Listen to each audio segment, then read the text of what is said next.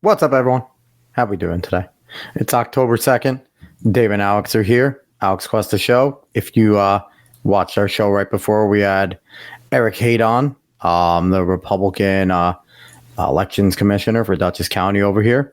We appreciate you watching and jumping back in and saying hello to us here. We're back doing our little show where we talk about whatever the hell we want to talk about for a little bit. And we appreciate it. Wherever you're watching, on X, on Facebook, on YouTube, all those spots. Thank you for watching. Give us a subscription, a like, all that good stuff wherever you are. I'm not going to preamble it again because why would I? Because you're here and we appreciate it. So yes, Nate, we get the double show. We'll give you a hell yeah. We got it. We got you. Hell yeah. There you go. We hope we gave you a good stone cold impression there. If not, you can tell us we suck. So, going to do my preamble. I do every show. Last show, or earlier today, I talked about the Epstein client list, and I'm going to do it again, but I'll go into a little more depth. Rich and powerful people were raping girls on an island. What else do we need to fucking know? Let's get these people out in the light, okay? Keep shouting it to the rooftops. Make sure that if you're around and you're talking to somebody, bring it up. Bring it up more than politics, because this is something that should be unifying. It should be unifying that we want to know which rich and powerful people were raping girls on an island, and underage girls more than likely and usually. So yeah, this needs to be out to the high heavens. Our standing invite to Alex Jones is always there now to come on, since he is being silenced. A good way, if you follow anybody or you go on you frequent other shows, and if you're a person that super chats, we would appreciate you throwing up a super chat there to let them know, especially if Alex is there, that the Alex Cuesta Show is a cool place and everyone should come and hang out and people should come on our show. So we would love that. And if the chat could outreach, we're a network here, we're a unit. $1 for Moms for Liberty. Everybody should go do that, especially if you're a Trump voter. If you give just $1, and every single person that's going to vote for Trump gives just $1 to Moms for Liberty, then they will have millions in their coffers to fight the fight, to get DEI, to get woke shit out of schools. And we need that because our kids are the most important thing. And if they are getting a terrible public education, because a lot of parents can't afford to homeschool, and there's a whole entire diatribe. I'll go on that in the future. But a lot of parents can't afford to. They need to work. So in order to do that, we need to have people, and we need to help people that are fighting to fix the public schools. And lastly, Hurricane Helene has destroyed a ton of the South, a bunch of parts in North Carolina. Asheville absolutely got fucked up with that dam breaking. Whatever you can give to an organization. My preferred organization is Mercury One. Go to mercury1.org to give. This is another thing where if you can give $1, that's huge. Okay. You don't have to give a ton. Give whatever you can. It all helps. And if everyone that listens to any conservative show gives $1, or any show that's promoting something like this gives $1 to that cause, we can help a ton of people out there. Because Dave, FEMA's like just getting out there. Yeah, it's not surprising. If you look at what FEMA what a lot of government agencies now have their priorities on is mainly DEI, mainly migrants, immigrants, whatever. They give more money to that kind of cause than to actually doing what they're proposed. It's on FEMA's website. Yeah, it's on FEMA's website. The equity and all that type of shit is their main cause. So, but don't give to FEMA. FEMA can go fuck themselves. We give our tax dollars to them anyway, and they're useless. Give to an organization like a Mercury One. There's plenty of other ones. There's partners that work with them. I don't know them all, but Mercury One's the one that I know. Glenn Beck's one. I know the work that they do. They were in Lahaina. They were in East Palestine. They are already on the ground over in all these hurricane ravaged sites. So give to somebody there. Got to give a shout out to Stuttering Craig and Blabs over on Side Scrollers. They're on vacation, and this makes sense that they would reach over 100,000 YouTube subscribers on vacation. They're going to get their little YouTube coin, because I'm convinced it's a fucking coin by now. They keep on shrinking them. But congrats to them, the normal men over there that helped. I'm a normal man. I'm a subscriber as well there. So Shout out to them. They deserve it. It's a long time coming. They've gotten to 100K. And it's only going to continue to grow because they do great work. And if you want to hear Stutter and Craig, go listen to the show last Wednesday. Stutter and Craig was on with us. So definitely big shout out to them. They're freaking awesome. All right. So let's get into the fun stuff, Dave. Our big opening topic. Something that we may all feel coming soon. We're going to. We're going to feel it. We are going to feel it. So port workers up and down the eastern seaboard from Maine all the way down to the Gulf have gone on strike. They want a new contract. They want a new 6-year working contract. And there has been negotiations going on. And I have an article here that it's from the BBC from a few days ago, but it does a pretty good job outlining what they want. And then Dave is going to give us the lovely union leader after that. Yep. To talk about how much of a class act that motherfucker is. So let's jump in real quick. So first shutdown in 50 years. Now, I'll tell you this. You're not going to feel this yet, okay? You will feel this in about a week or two if this hasn't resolved. Because in a week or two, the Western ports are still running. So we're going to get something coming in. But what's going on right now, buses, trains, anything like that are not going to the ports. They're not picking things up and they are not dropping them off because they do not want to be stuck with shit like they were during COVID. And the supply chain is already starting to stall. Now, let's scroll through this. So this is pre the actual, the strike happened. Joe Biden right now has the power to end this strike. He's not doing it. The president has the power to suspend the strike for 80 days for further negotiations. And the reason why they could do that is because it's considered a national emergency, a national thing. He's not doing it. He's not doing it. And the reason why he's not doing it is real fucking simple. He's playing politics with your life, with your lives, because he is banking that he's trying to keep Kamala Harris, and this isn't Biden, to be quite honest, this is Kamala. She's trying to bank that by backing the union workers, she can continue to get their vote. And in that process, she's fucking with all of us. And she's going to make your life harder in the next few weeks. So let's go down here. So they're fighting over a 6-year master contract that covers about 25,000 port worker employees in container and roll-on, roll-off operations, according to the U.S. Maritime Alliance known as USMX, which represents the shipping firms, port associations, and marine terminal operators. So what they want is on Monday, this was on Monday, that organization had increased its offer, which would raise wages by almost 50%.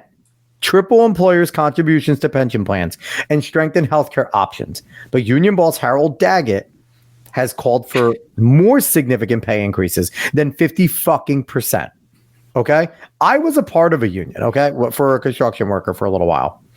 I will tell you, there is conversations. You always want more, and you are guaranteed a raise every time you go back in negotiation. You don't go in there for nothing, right? But you need to be smart when you're going in. And you don't want to do something called pricing yourself out as a union worker, because if your wages are too high, if your pension's too high, if your package, because they call it an overall package, your wages, your pensions, if you have an annuity, whatever you have in there that you roll into your package, that is what the employer pays. The employer doesn't pay what goes in your pocket. If you're making $30, $40 an hour in the pocket, that doesn't account for your healthcare plan that they have to pay for, doesn't account for your potential annuity and your pension. So if you're at $40, you're probably looking at like an $85, $80 package overall. So the employee is paying the employer is now paying every employee the package price. So you're getting paid 80 to 85, 70, whatever it is, dollars an hour, not what's going in your pocket. So just realize that when you're reading articles about the price in the pocket, that isn't the total package that employers have to pay. So that's number one. So when you're reading all the shit that they're talking about, number one there. Number two, this is how unions start to lose to non-unions. Okay? Because if you start to ask for all of these increases, then either they're going to do what Nate over here says, that they're gone automated a lot, because the unions have done this before, bringing on the more robots. They automate, or they bring in non-union, because the non-union, they're just paying the pocket and maybe some healthcare, And the healthcare a lot of times is provided by the employers. And they just build it into what that asking price is. And it's always significantly lower. And even in what's called prevailing wage work, where those non-union guys have to be paid the prevailing wage. So the prevailing wage is $35 an hour. They get paid the wage, but they don't get the pension in the pocket. They don't get the annuity. They don't get all the health care rolled in at that point. So that's all on the employer to pay that of a non-union. So this is how the unions lose. They price themselves the fuck out. And it's by greedy bosses like Harold Daggett that are demanding this shit, that are convincing their individuals that this is better. Now, don't get me wrong. There are some fair unions, and this is a conversation that goes on in union meetings. Do we ask for more at the negotiating table? What are we going to ask for? Do we want a little more in the pocket? Do we want a little more in our pension? Do we sit tight this time? Because sometimes goodwill goes both ways. Obviously, they've done this before, and they're fucking doing it. And then Nate coming in again. Big investments in the automation of railways. Unions there too. And the unions are there to protect the workers. And they do sometimes do good things. But it's things like this that, you know what? In the end, the workers are going to, quote unquote, win this. But like Nate says, they're going to go automated where they can. And it's going to cause them to hire less. And they're also going to go non-union. And they're just going to pay prevailing wage. Because usually the way that the employees of shipyards, things like that, will get around it is they'll put in prevailing wage language. So that at least they'll have to pay a prevailing wage at certain spots for certain amounts of money with things. So let's keep going here. So Mr. Daggett has indicated the union wants to see per hour pay increase of $5 per year over the life of a 6-year deal, which he estimated around to be about 10% per year. The cost of living upgrade is 3% usually, and then you usually make a percentage or two on top of that, and that ends up being a pretty big chunk. 10%. So just think of it this way. You make $100,000 a year. 10% of that is $10K. And then if you make $110,000 a year, 10% of that now becomes not just 10K, it is now 11K. And you add that. So they're asking for it to be more and more and more every single year. It becomes untenable to pay these people that. So the ILA, what the fuck is the ILA? I don't care what the ILA is. The ILA said the workers are owed after shipping firm profits soared during COVID pandemic while inflation hits salaries. It is warned to expect a wider strike of its members, including those not directly involved in this dispute, though the exact numbers are unclear. The union has said it represents 85,000 people. It claims about 47,000 active members in its annual labor department. So what they are saying is that because the fucking dock shut down and lost money, that when they came back, they made a boom. And that because the people that they're fucking voting for, Kamala Harris and Joe Biden, caused inflation, that now the employer should have to pay that. It's wild. Dave, do you have anything to say so far? His last name is very fitting. Daggett. Yeah. It makes me laugh every time I hear it. It's insane. It is insane. So the economic impact over here, more than a third of the exports and imports could be affected by the strike, hitting U.S. economic growth at a tune of $4.5 billion each week of the strike. This is according, to Grace Zimmer, an associate U.S. economist at Oxford Economics. Though others have estimated the economic hit could be higher. So this is a friendly estimate by the BBC. She said more than 100,000 people could find themselves temporarily out of work as the impact of the stoppage spread. So that's another thing that they don't tell you. They are asking their members to not work. And in the unions, if you don't work, you don't get paid. It's one of those jobs. There is no sick days. There is no off days. You don't cross the picket line because then you get blackballed. Now, the people that work year round, now, I don't know how the shipyard union works, okay? I don't know if they have, I'd imagine such a big union probably has a hiring hall. And they probably has some forced layoffs where you have to take certain time off. With unions that big, typically they have some structure like that. I don't know if anyone knows more structure about their type of union. Please let me know in the chat. But usually it works that way. And usually you have people that are company guys that work 24/7. They don't give a shit about this strike because they banked money in the pocket, and usually you get what's called union credits towards your pension. And guys will sit there and say a lot of unions only let you get 1 credit a year. They don't let you get unlimited, and it's per hours. You dock a certain number of a percentage of a credit, and a certain number of hours gets you 1. A lot of guys that I've known that can only get 1 credit hour will work until they get that credit, and then they'll go take vacation. They'll leave. So for those type of guys, this doesn't affect them. But your new people starting out, it's going to fucking crush them. Your apprentices trying to get in, it's going to fucking crush them. And for your workers that maybe don't work as much for whatever circumstance, now they're looking at no paychecks again. So where these union leaders always go wrong is they say they're fighting for everyone, but they don't give a shit about who it hurts. And then we saw the same thing about the SAG and everything when they were striking. All the rich fucking millionaire actors didn't care. But all the other people were getting destroyed, and a lot of them left the business. And that's how it usually works. You leave the business, and then you lose a big chunk of your people that can work. So how does this affect the election? Now, this is where it really comes. I don't actually give a fuck about this article, okay? I'm not going to care about them because they're retarded. The way it works here, they're playing politics. And I even think they say it in this article, and it says that Mr. Daggett endorsed Biden in 2020, but he met with Donald Trump. And I don't know if he's thinking that Trump is going to be friendly to him, but they're playing politics here. Because by Joe Biden, Kamala Harris not doing the 80-day stall to kind of force negotiations there and getting everyone back to work for those 80 days, that's what it would do. Everyone goes back to work for those 80 days while they hit the table hard to negotiate. And that usually is looked at as a sign of they are backing the workers, not the workers. They're backing the employers to keep money flowing. And that usually pisses off the union workers when things like that happen. George W. Bush did it. And again, that shows. They're playing politics here and thinking that by not doing that, it's going to get the union worker on their side. If you are a union worker, please don't fall for this. It's going to hurt you. Okay? Because again, like Nate said, they're going to go more automated, and I'm telling you, they're going to hire non-union because you guys are going to price yourselves the fuck out. Do not let assholes like Mr. Daggett speak for you, okay? It's crazy. So they use these strikes to try and get the employers to come to the table and do what they want. Now, Dave, I'm getting this out of here. You have lovely Mr. Daggett in all of his glory. Yes. So this video has gone out regarding these port strikes, and this is Mr. Daggett being interviewed about it. There's a 1 minute 40 seconds, but it's very important to hear him because, I mean, I'm going to frame this before he starts talking, but I think it's a fair framing. He sounds like a mob boss. So it's going to be. Would you be surprised if he is? Yeah, I mean, look at his shirt, a force to be reckoned with, right there. So it's.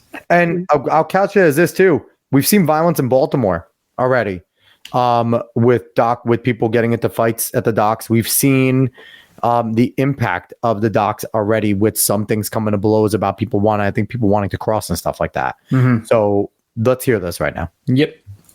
Let me explain something to you. These people today don't know what a strike is. Right. When my men hit the streets from Maine to Texas, every single port will lock down. You know what's going to happen? I'll tell you. First week, be all over the news every night, boom, boom. Second week, guys who sell cars can't sell cars because the cars ain't coming in off the ships. They get laid off. Third week, malls start closing down. They can't get the goods from China. They can't sell clothes. They can't do this. Everything in the United States comes on a ship. They go out of business. Construction workers get laid off because the materials aren't coming in. The steel's not coming in. The lumber's not coming in. They lose their job. Everybody's hating the longshoremen now because now they realize how important our jobs are. Now I have the president screaming at me, I'm putting a Taft-Hartley on you. Go ahead. Taft-Hartley means I have to go back to work for 90 days. That's a cooling off period. Do you think when I go back for 90 days, those men are going to go to work on that pier? It's going to cost the company's money to pay their salaries. Well, they went from 30 moves an hour maybe to 8. They're going to be like this.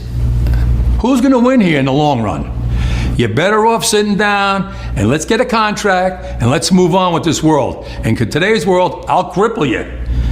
I will cripple you, and you have no idea what that means. Nobody does. So it almost seems like he is trying his hardest to make them look as bad as fucking possible. You couldn't do worse PR for anyone than doing and saying shit like that. Because that's just bad. That's just really bad. It makes you hate every single person involved in the strike, him especially. Yeah. And it makes you just say, okay, fuck it. Just get robots to do it. We don't fucking need you there. We would rather have an economy move than listen to that guy ever speak again about anything like that. Especially because this guy who is threatening to cripple the economy, to cripple your jobs, has a huge mansion with a Bentley, 5-car garage, and a guest house. This guy has absolutely destroyed everyone who he supposedly represents. It's incredible what you do when you go out and you say the dumbest shit possible. And he doesn't care. He doesn't care who loses their livelihoods because of this. No, and the thing is, especially because the whole strike, yet again, we said this, I think, last night, it's short-term thinking on what you're actually doing. Now, a couple of days ago. Yeah. But it's short-term thinking on what you're actually doing. Because like you said, they'll eventually go non-union. They'll get more automation. You might win this for a small time, but for an ever-growing, shrinking supply of people to actually make money. And then you're just going to lose out eventually completely instead of trying to figure out an actual long-term solution on this shit. And it's so fucking annoying. And this is why people are starting to hate unions more and more and more. Because of shit like this. That fucking guy is just pure evil too. Like in the end, he is just an evil person because you hear about all the rambling off and he's saying it proudly. All the places that are going to be fucked, all the people's lives that are going to be affected, everything that's going to be crippled because he's a whiny fucking baby. Yep. And here's the thing. We're only getting one side. I don't know what the companies are saying. I don't know what the negotiation table is like. It could be Mr. Daggett being super frustrated because they might be being fucking scumbags. Okay, like I'll give him a slight benefit. No, I don't. No. I will give him a slight one. You might. I could give you the benefit if there's a leak of what he said. You coming out and doing that? That's like an asshole. Automatically making me take the company side. Yeah, he can go fuck himself at this point because you don't come out and say that. You don't come out and say I'm going to cause an even worse recession, even worse times for people just because I want to bitch. Even if you are frustrated, you're a fucking boss. You got to be better than that. That's ridiculous. Yeah, I'm taking the company side on this because he is a mob boss. Yeah, you could tell the guy. And here's the thing: it's not a secret that a lot of these union leaders are still connected in some way. And in the end, all the things they're asking for, they're not going to get the full things they're asking for. They're going to come to the table. They're going to settle a little bit. It's posturing right now. It's talking tough. And he made it sound like he's not scared of the go back to work thing, which we need it. Kamala and Biden, do your fucking job for once. For once in your administration. Do your fucking job, okay? For at once, one time, give a shit about people and not try to hurt them. Because you know something too? Well, this is the dumbest thing. You can keep your fucking 45,000 union workers at the longshoremen, okay? Everyone else is going to look at this and in the next 2 weeks, if this strike goes on and we all start to suffer, there is no denying this is not Donald Trump's fault. And there is almost no way you can spin this. You say that. You say that. How can you? You know they will try. They will. But it's like this is kind of one of those things where this is where I normally don't fight online on Facebook.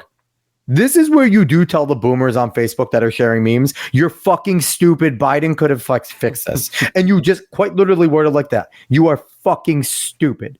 Because anyone that is going to post after this in 2 weeks, when we start to see milk again rise to like $7-8 an hour, $7-8 a fucking gallon. Might be at this point. It might be an hour. Yeah, you got to drink it quick. $7-8 a gallon. And all like the stuff, it is crazy.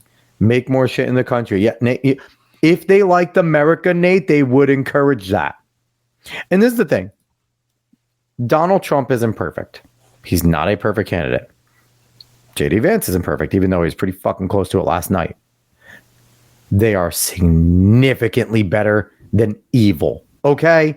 Because if you, as sitting in the White House as Kamala and Joe Biden and Jill, because Joe is just a corpse. I was going to say, Joe's probably actually laying down most of the time. If you can sit there, walk around and look at this and go, we got to do this for politics, then you're an evil person. And here's the thing, too. And people may disagree with me. A functioning Joe Brain Biden does the 80-day stay. Because Joe Biden knows political optics are more important than 45,000 fucking people, or even 80,000 people in the voting electorate in the whole Eastern Seaboard.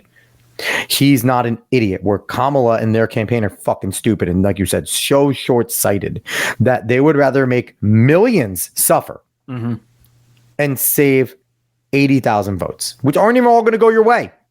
A ton of union workers are on the right. So maybe half the votes, you're looking at 40K votes, that you would rather get 40K votes than millions of people that might turn on you. You know, Trump talks about winning New York. Trump talks about winning all these places. You may help him make it a reality if you don't put a stop to this.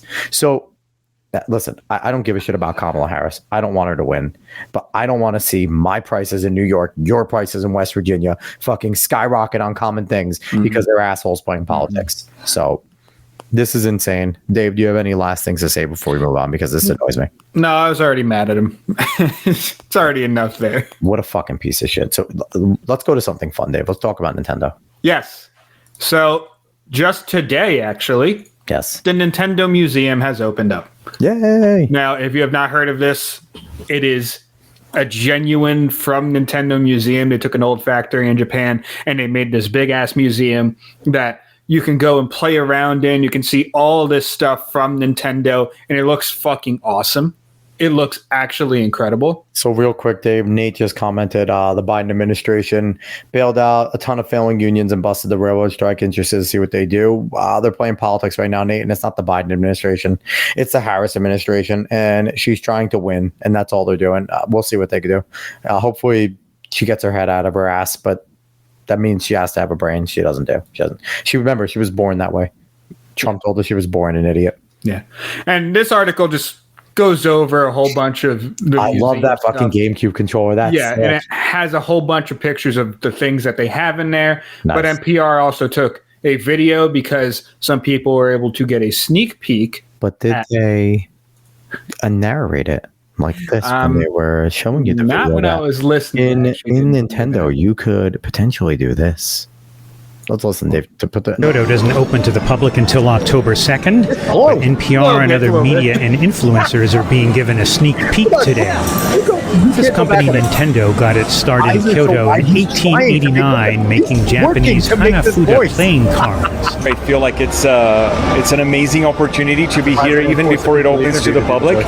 And as a big fan of Nintendo, I'm just excited to be here. You can see that they put in not only a lot of effort, but a lot of love into the Nintendo Museum. Anyone who grew up playing any type of Nintendo game or console, or anyone who had that in their childhood, they would definitely become emotional having a look at everything here. It's just like, it just reminds me of good times. 派手なアトラクションとかそういうその楽しみ方ではなくて、その京都的なおもてなしの空間がどういうふうに設計されているのか、そういう日本の文化のエンターテインメントミュージアムという感覚でミュージアムを楽しんでもらえるといいんじゃないかなと思います。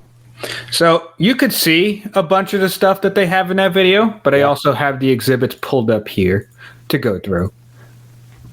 So they have this floor to play around with, and you get a smart device, and you can go around and collect cards and just walk around the floor. AR type of thing. Looks like a lot of fun. This is probably incredible. Yeah. You either get a zapper or the super scope, and then you can go in, you have to shoot Goombas and Koopa Troopas and Boos and all that stuff, which looks incredible. It looks like a ton of fun. I wonder if it actually works well. It probably does. They're not. Nintendo is not going to half-ass that. Yeah, that's one thing we know about Nintendo. They would not have released this if they didn't know it was going to do good. They have the Ultra Machine. It's a reproduction of the original one, and you can just get into that little booth. You can hit the ball that gets pitched at you. There's some fastballs and curveballs coming at you. Oh, real quick. What? 2 hours ago, Reuters reported U.S. port workers union backed by White House in strike. So this is going on, and it's in Tokyo, mate. This is going to go on. Yeah. This is going to hurt you. They have drawn their line in the sand. Of course. Biden presses port employers, saying it's time for them to bargain. Yeah. No talk scheduled in port strike. God, listen, Governor Hochul, that fucking idiot from New York, came out and said, "Don't go run to the grocery store and load up." Anyone that's listening to the show right now, you probably have to. Don't go to grocery store. Go to BJ's. Go to Costco. Go to Sam's Club. Get shit in bulk. Get it now. Yeah. Don't wait until you start feeling it in 2 weeks. Yeah. Don't wait until supplies start getting low. Honestly, go buy every fucking piece of toilet paper you can find, because that was insane during COVID. But get items. Go get them. Go be prepared. Sorry, Dave. Go ahead and continue. Yeah, but you can hit the ball that's coming at you. When it hits something in the room, something special happens. It's pretty sweet. So that's pretty cool. You get to interact with that. Ultra Hand SP, where you have to use a little extractor to go and pick up a ball and then place it in a pipe. Something different happens for each one. Yet again, this looks like a lot of fun. Love Tester SP, where it's a 2-player game and you hold hands and it tests your love for each other. That's fucking hilarious. And it gives you a love level at the end of it, which I wonder how that's going to work for some couples. Honey, I'm not holding your hand. I love you, Jewel. We're not doing this. I love you. I don't need a game. I don't need a video game to tell me that I love you. Game & Watch SP. So they just blew up the screen for Game & Watch, and you can play a couple Game & Watch games with your shadow. Ooh, which is really fucking sweet. Game & Watch is a shadow. That makes sense. Exactly. Oh. I think that's really cool. That's really innovative at that point. You get some Nintendo classics. They have game systems set up, the NES, the SNES, and Nintendo 64. And they have a bunch of games that are on the Switch already, the old ones that are on the Switch already, but you can really have some time to go ahead and play them with the original controllers in your hands, which is awesome, especially for someone younger like this girl right here who might not have ever touched an NES controller to actually feel what it used to be like to play with those types of games. And then they have the big controller, which is 2-player. So one person controls the directional pad, one person controls the B and the A buttons, and you get to play Mario and other types of games with the big controller as a 2-player experience, which I would love to do that. That's really cool. With because that would be hilarious. But the whole thing looks like so much fun. It does. And they have so much stuff in there that, and there's probably things that they haven't even shown us yet. They have a cafe where there's only minimal pictures. You don't see a ton, but the menu apparently rotates. And they're just going to have so many Nintendo-themed things in there that look incredible. And I would love to go at some point. So how long until Side Scrollers does a live from there? They should. Craig is such a Nintendo fanboy. They're going to. And listen, if it ends up being pretty solid, I hope as many of the gaming channels go and try and do something from there, because I'll be pretty sick to give them credit, because out of all the companies and the console like wars and stuff that deserve it is Nintendo. They've stayed true. They've cared about their fans. They've cared about their IP, sometimes to a fault, but fantastic. Yeah. And the thing is that Nintendo is a company that can really do this to the best degree because they have the recognition of their... Dave, I don't know if you remember this, but I fucking remember this. Not in the NES. I had the GameCube port that you could play Game Boy Advance games on the GameCube. Yes, it was different. That's what I had. I didn't have that in the SNES. But they did this a lot. So yeah, they like doing this stuff for people. Yeah, but that's the thing. Nintendo has the recognition. They have characters and things that you recognize. Every single piece of their hardware, all the controllers that they have, are so recognizable. Yeah. They're all different from each other. So Nintendo can open this up and everything can be such a joy to go and do at Nintendo, because weirdly enough, even though Nintendo doesn't always seem like it, they're the ones that innovate probably the most in gaming whenever they come out with something different. They came out with the Wii, that made PlayStation do the Move, that made Xbox do the Kinect, And that, I mean, they couldn't really follow the Wii. They made things very difficult for gaming companies at that point because the Wii was a smash hit and everything else is falling off a cliff because you tried to follow them. But Nintendo likes to innovate. This is something that they have the possibility to do. In fact, I think Miyamoto said that he's going to have new employees go to the Nintendo Museum and learn the Nintendo history before they actually really start working there. I love that. Because they have to understand what Nintendo is about before they work there, that's what you got to do as a company like Nintendo. And like you said, they're sometimes too much of a shark on what they do, especially with their IPs. Yes. You want them to kind of get up to like where we're at, especially with live streaming. They've been better recent with their games being live streamed and stuff now, but you still want them to be a little bit caught up with modernity, but also that's kind of how they keep their things flowing. So sometimes it's just like, you know what, Nintendo's going to be Nintendo. And if that's what they got to do to keep pumping out Game of the Years for Mario and Zelda, then I'm not too mad about it. Yeah, I mean, it's great to see that Nintendo is just continuing to bring this new stuff. And it's like, this is something, again, Sony and Microsoft Xbox could dream of doing something like this, right? Like they can't. Mm-hmm. They can't. They could do minor exhibits, right? Like Xbox could certainly just do like a Halo space, right? That would be dope. Even though the show sucks, they would have to forget about that. But like they can create a Halo themed space, but they don't have enough like IP. Like Gears is great, but it kind of fizzled, right? It's not like you're not going to create a Gears thing. PlayStation, not really going to do Crash. Crash isn't going to move that needle. Spyro's not. Uncharted, like they're not going to move that needle in this. It wouldn't make money. It wouldn't be enough. And Nintendo just has, like you said, so many recognizable things where you could walk around and it's like, oh, we can go do something from Kirby. We can go do something from Zelda. We can go do something from Donkey Kong. And you just rattle off all these Metroid. And they're so varied too that like you have so much fun with that. And that's also why like Nintendo World will be is a success with like when their theme parks and stuff like that too. So you have all these things that are fantastic going for them. And I'd love to see Nintendo they just keep doing it, keep chugging. Yeah. And this is happening now before whatever the next Switch console is, because I think it is another Switch. Yes. And it's happening before the next console comes out, which is probably going to be another huge hit because of how big the Switch has been. And in the end, like my prediction is down the road, whether it's like another 20 years, whatever, 10 years, the only console left is going to be a Nintendo console. I feel like Sony is going to go the route of maybe Sony's, because here's the thing, Microsoft doesn't lose. When the Xbox is out, they own the PC realm anyway, right? The thing I could do is seeing Sony creating their own OS and just going the PC route and making competitive Sony OS PCs, gaming PCs, because they're getting closer and closer anyway with their graphic chips, right? Like the PlayStation 5 is just like a lower level PC at this point. It's a bargain PC. So Nintendo keeps separating themselves, and I don't think anyone wants to see their characters on PC. Like, it wouldn't be right to do it on PC. I don't know. I would not want. Well, the thing is that now the console wars are over. Yes, the console wars are over. Microsoft and PlayStation, we can do cross-gen. They're completely done. Microsoft's basically out of console wars. They waved the flag out. Yeah, they basically admitted that they lost. So, and Nintendo's, in all intents and purposes, Nintendo's kind of won the console wars. It's hilarious because they shouldn't have, at least from where they started. Only won against with the next gen console wars, but Nintendo won overall. Yeah, exactly. But the console wars are over. So this is crazy to me. Switch is so clutch for work Zoom meetings. Who would have thought that people would use a Switch for a work Zoom? Like, that's fucking. Well, no. He probably means like the Zoom meeting's happening. He's playing the Switch while he's fucking off camera or something. But which I would do 100%. But makes more sense.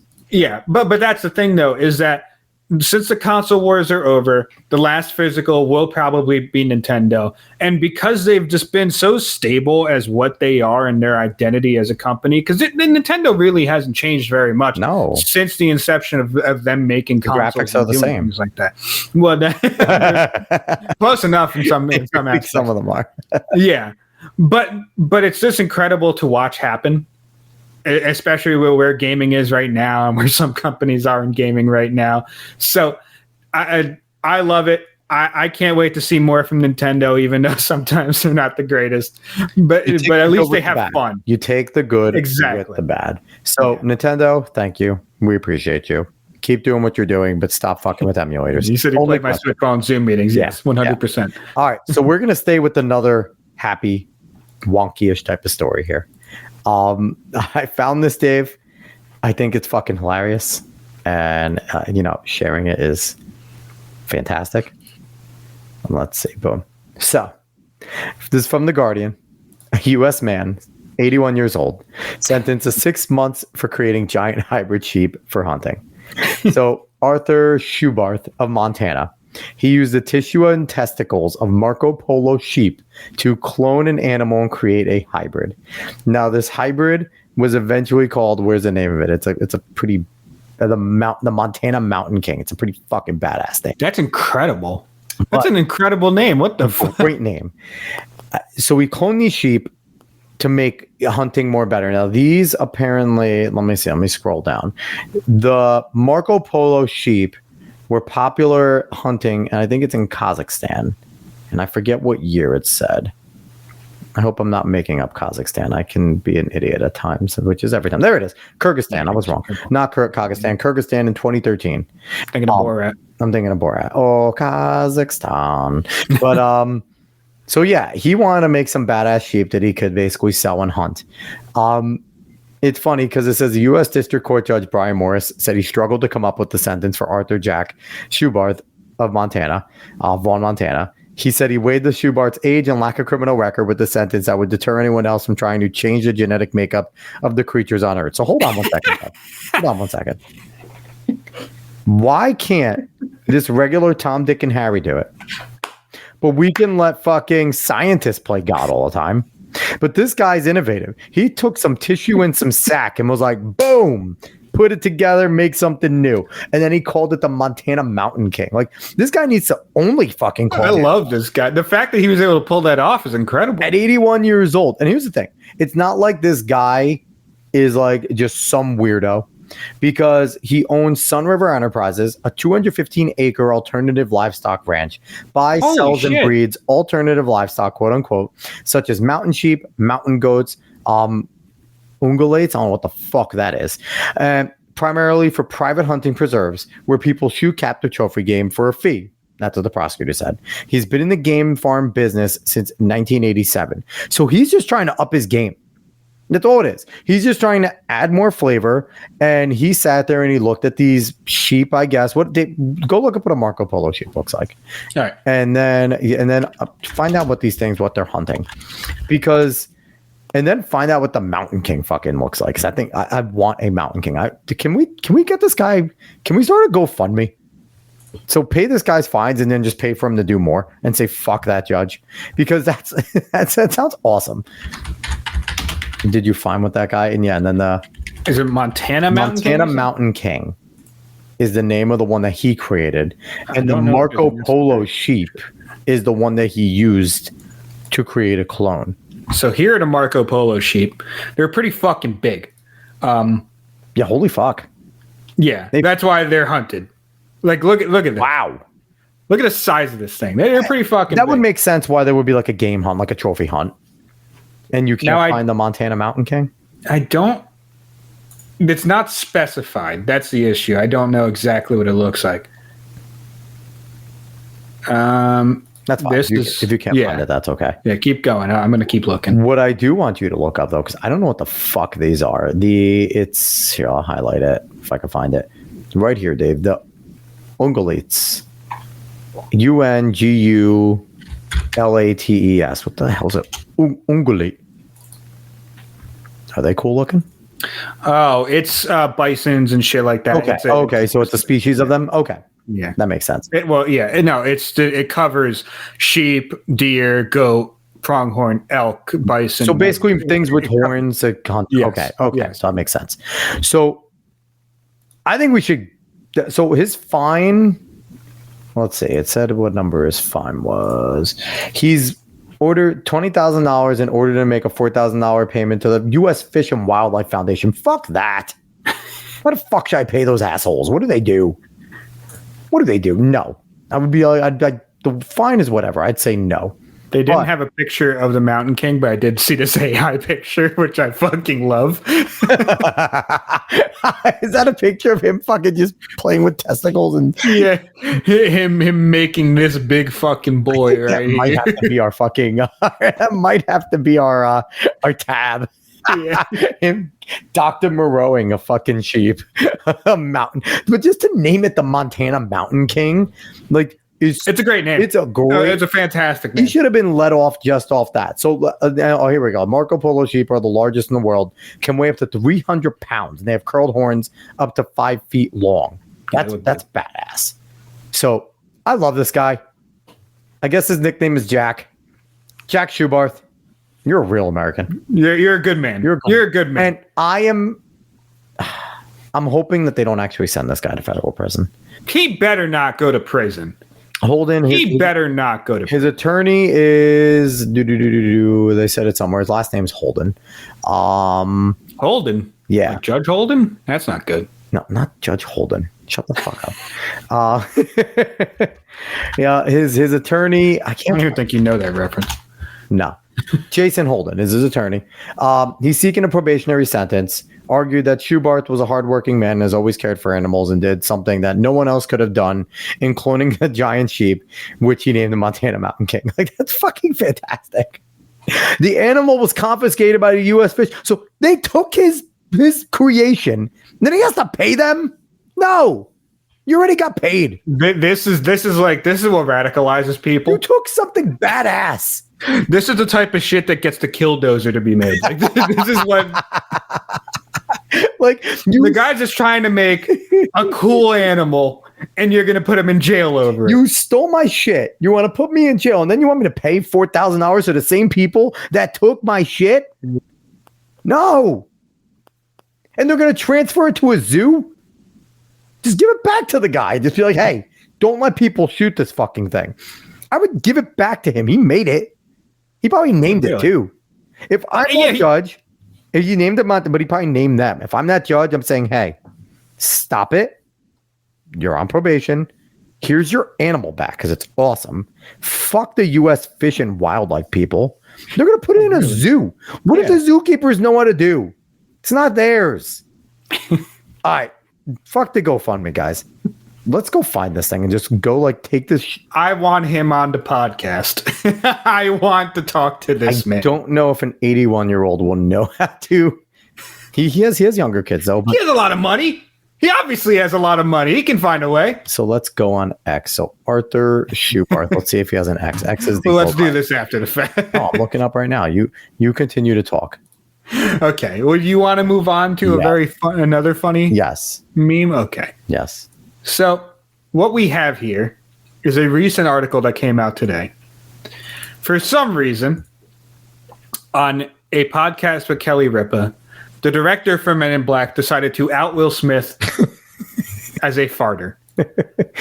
And he doesn't mean that he just farts all the time. He means that his farts are so ripe that they cleared out the stage for 3 hours. Now, if you have seen Men in Black, you will know what scene he is talking about when the incident, they called it the incident, occurred. And it's when they're in a transforming car that travels at hyperspeeds and flips over, most likely either in the tunnel or when they first introduce it.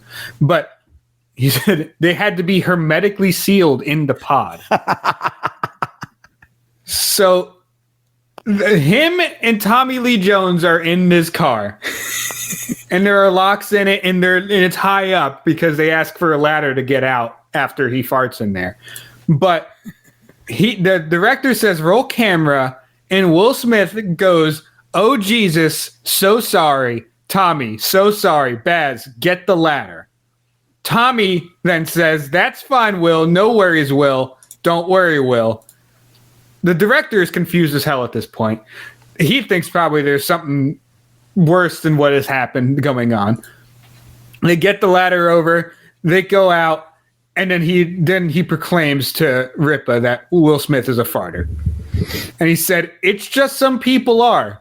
And you really don't want to be inside a very small, hermetically sealed space with a Will Smith fart.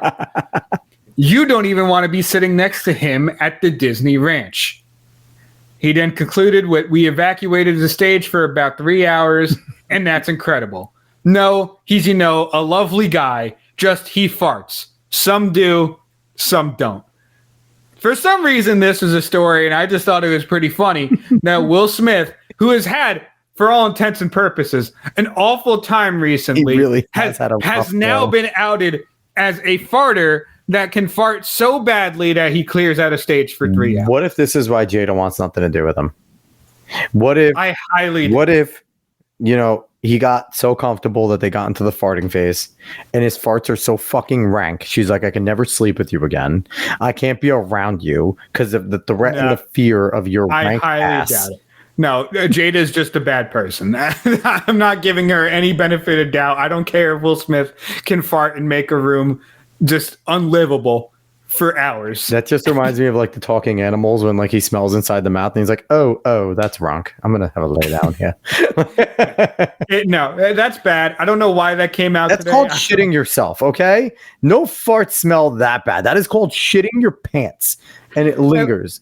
At least Tommy Lee Jones was very nice about it. I was surprised he was that nice about it. I'd probably be a little angry if it was that bad in a car. You in a hermetically sealed car.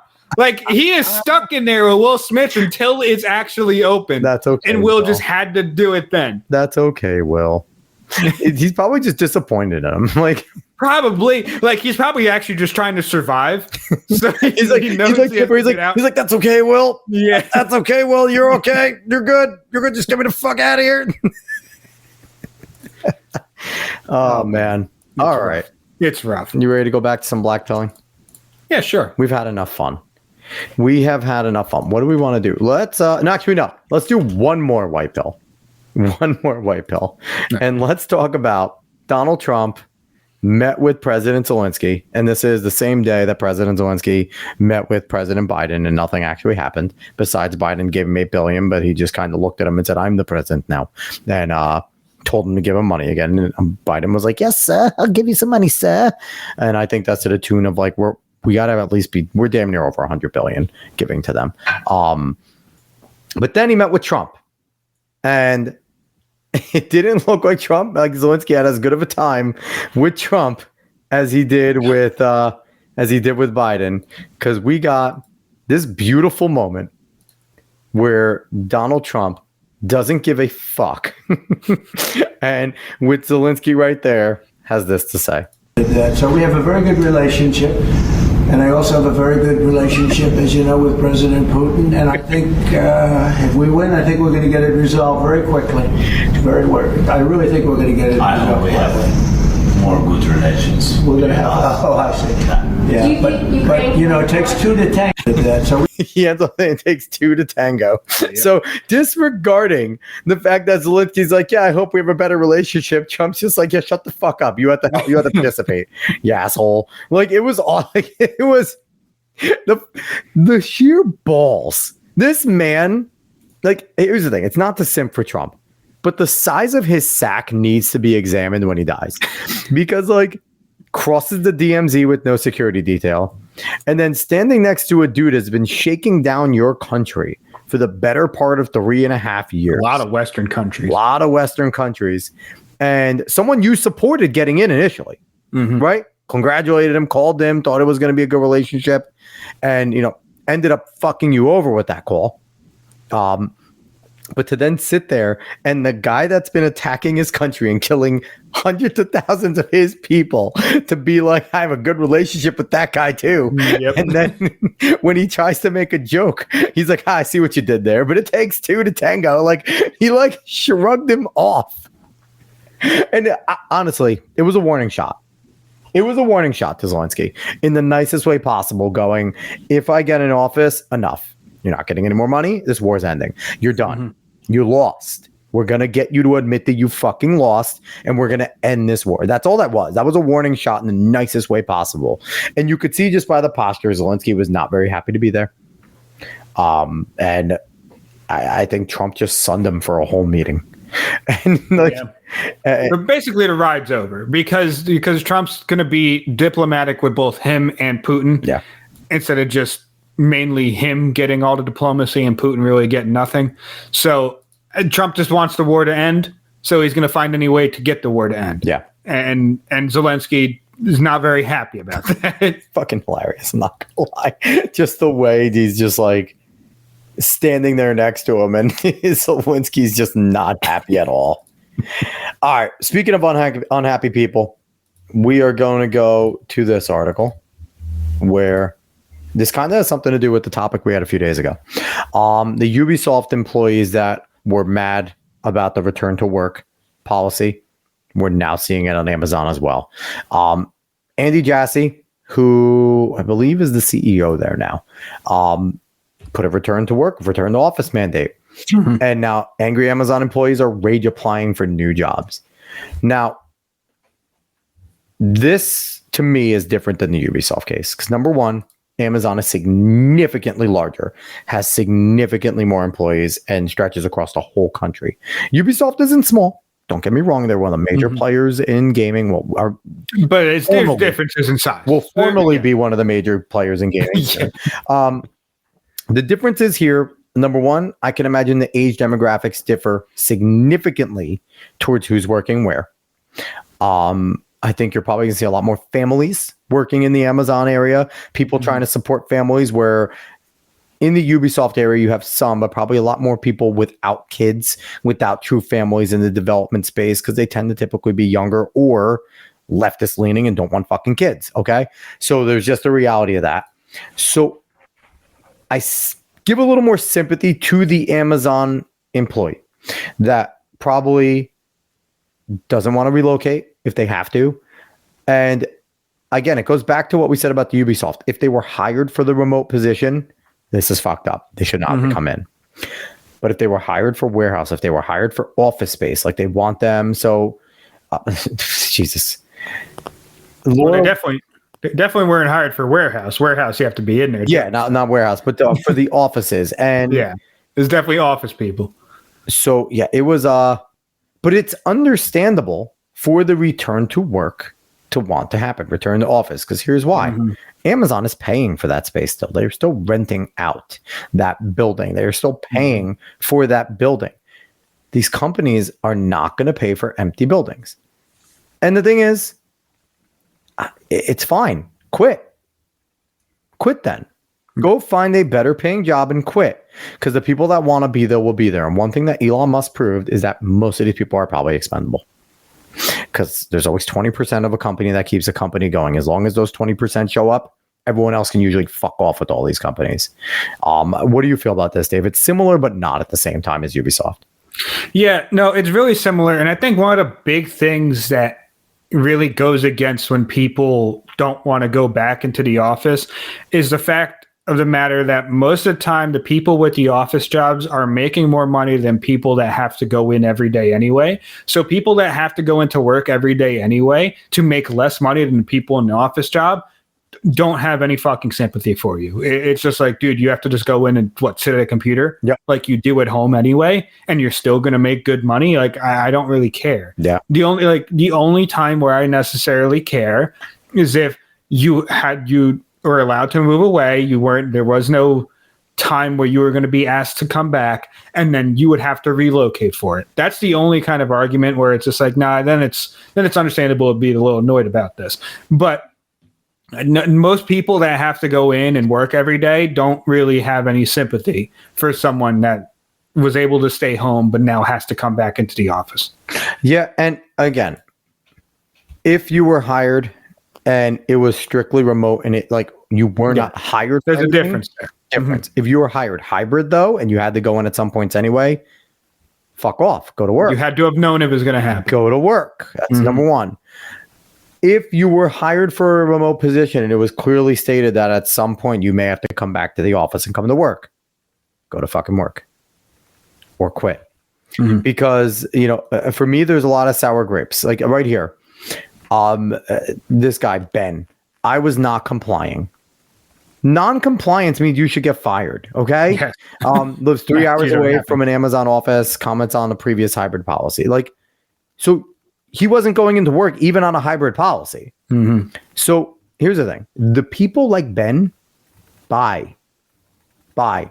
He briefly considered moving before thinking again. I decided not to make life choices, as Amazon can fire me at will anyway, and I do not want to make long-term life changes because some manager decided I should start going into the office when I was hired virtual and promised I could work from wherever I want. Now, that's different.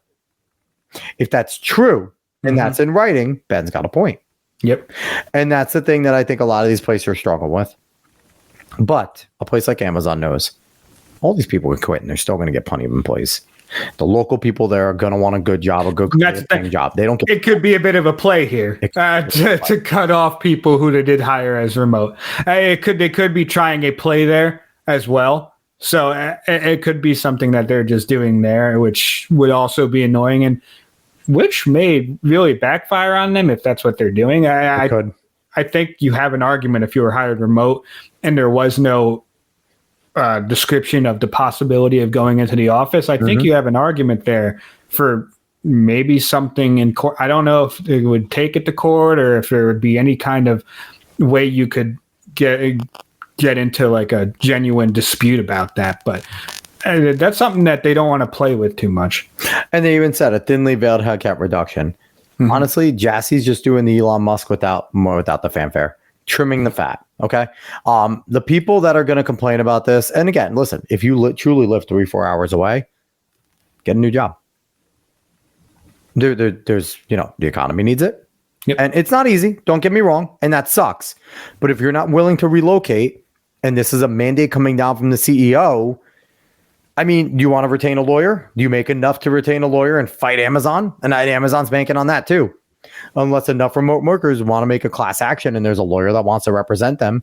I mean, they're pretty much up shit's creek. So again, if Amazon hired a bunch of these people remote and is kind of fucking them over, yeah, that's bad. That's bad on them. But if you were hybrid, if you knew this was going to happen, then that's on you, man. Like, go to work.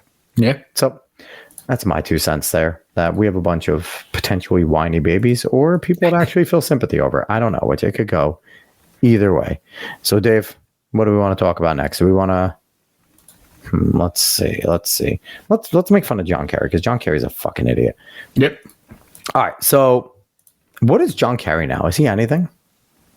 No. Well, is he still climate czar? I think he is, which I have a fucking problem real quick. Can we talk about this? Why are we calling anybody in America a czar? Yeah, I know. That is the dead giveaway that these people are commies. That is a Russian leader's name. So he's technically the special presidential envoy for climate. So he's the climate czar. Yeah. And that drives me nuts, because when I first heard it, and this term started coming around with Obama. I don't remember czars being a thing before Obama, if we're being quite honest. And the only time I heard czar before that, I was confused. I was like, Tsar Nicholas, the leader of Russia at one point? Yeah. What the fuck are we calling people in America czars for? Like, spelled the same way too. CZAR. Yep. That drives me crazy. I feel like any administration that would call somebody a Russian dictator to go and do something is a red flag. You are telling them that they are allowed to dictate things. They are the leaders. John Kerry can make decisions, it seems. And he is. He states policy. John Kerry goes out there and states policy. Yep. Whether or not Biden gives a fuck, or Kamala, or things like that. It's crazy to me to see. But this douchebag was out again. And where was this? He was over at Impact Meetings, World Economic Forum. Surprise, surprise. And this is from ALX has this. And this is a 2 minute and 6 second clip. I cannot speak. Struggling. From End Wokeness. Yeah, I know. And let's hear what the great czar has to say. And I think the dislike of and anguish over social media is just growing and growing and growing. And it's part of our problem, particularly in democracies, in terms of building consensus around any issue. Okay. Real quick, I'm going to stop that there. Let's translate asshole into real speak. Building consensus means getting an accepted narrative. It means we don't have the ability to put Dan Rather on a fucking screen anymore, and 90% of the country fully buy into it. We have people that will push back against us, research, and will not be called crazy anymore because they're not the lone person standing out on the street corner yelling. Let's continue, and we'll see if we can continue to unpack bullshit. It's really hard to govern today. You can't, there's no, the referees we used to have to determine what's a fact and what isn't a fact are kind of, been eviscerated to a certain degree. Okay, so the referees, New York Times, ABC, NBC, CBS, CNN, MSNBC. And it makes when people claim, like I also claim now, that the everything that we see now and how biased some people are, it's really been going on for a long fucking time. Very long. Him saying that really builds a case for it. Yep. Because he's saying it's really hard to govern nowadays because of that. And it just makes it very much seem like, okay, well, we've always been just fed bullshit just so they could govern and gain more power as much as they possibly could. In the past, the referees would have been David Muir. They would have been your Nora O'Donnells. They would have been your Rachel Maddows. Yep. Your Anderson Coopers. That's the referees he's referring to. Let's keep listening to this turd. And people go and then people self-select where they go for their news or for their information. And then people self-select. People have options. People have choices. People can use their brain. They don't only have to sit there and hear one thing from everyone. And you just get into a vicious cycle. So it's really, really hard, much harder to build consensus today than at any time in the 45, 50 years I've been involved in this. And I'll stop again right there. 45, 50 years he's been involved in politics.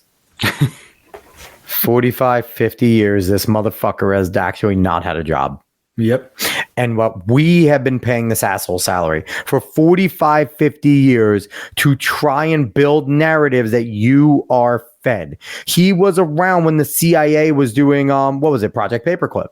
And 50 years ago, he was in there. He was in government. He was one of the ones that probably knew about it. Where was it? Operation Paperclip, where they were going around and trying to get all the waves, the companies, media sources, radio sources to say the same thing. That's what he's talking about. I hope it's correct, Operation Paperclip. If not, let me know. There's a lot of discussion now about how you curb those entities in order to guarantee that you're going to have, some accountability on. Curb the entities. Us, Glenn Beck, Tim Pool, Sean Hannity, anyone against them, Patrick Bet-David, you name it, Joe Rogan. Curb this group of people. Facts, etc. But look, if people go to only one source and the source they go to is sick and has an agenda and they're putting out disinformation, our First Amendment stands as a major block to the ability to be able to just hammer it out of existence. So you heard? Did everyone just hear? They give away the game all the time. If you just listen to what these people say, they give it away. Now, if everyone go to ALX's Twitter, X, and bookmark that. Bookmark that. Because the next time you're talking to your leftist fucking friends, family members, and they say something like, no. We believe in the Constitution. We're the same as you. We just want some different things. We are compassionate. Turn this motherfucker on. Turn Hillary Clinton on the other day and listen to them say this. The First Amendment gets in the way of us being able to stomp out things that we don't like, that we deem misinformation because it's not our narrative. Go ahead, Dave. Really quick, Paperclip was when they took German scientists. What's the one where it's not Paperclip? What was the one where there was one where the CIA just tried to get all the media in line? I can't remember. I know what you're talking about. I can't remember it right now. I'm sorry. So paperclip wasn't the right one, but CIA just does what CIA does. Okay. So I just want people to understand what John Kerry is saying, and I want people to bookmark this. Go to ALX's page. It's not hard to find. Scroll down before he posts another 7,000 things. Mockingbird. That's it. And that makes more sense. Mockingbird, because they're all saying the same thing. You plant pro-U.S. propaganda, American media, and front organizations. Yes. Yeah. Okay. So yeah, they're giving away the game here. So let's see if we can get through this. So what we need is to win the ground, win the right to govern by hopefully having, winning enough votes that you're free to be able to implement change. Now, obviously, there are some people in our country who are prepared to implement change in other ways. And so that's you're really questioning dangerous. really if democracy can survive unregulated social media. I think democracies are very challenged right now and have not proven they can move fast enough. They say this shit all the time. Thank you, Nate. We appreciate you, Mockingbird. And it has to be a red flag. And anybody that agrees with this is un-American. They don't believe in the Constitution. They don't believe in our republic. Because anyone that reads the founding documents, Federalist or Anti-Federalist, both agreed that republics should move slowly, that they should be in gridlock more often than they are in motion. Because, and that is why they put 66%, a 2/3 threshold to create law, a threshold to create amendments to the Constitution, because we are not supposed to move swift. Dictators move swift. Totalitarians, authoritarians move swift. Republics move slow, because it is the protection of the minority, so we don't have the rule of the majority. It is democratic only in the sense that we elect our representatives.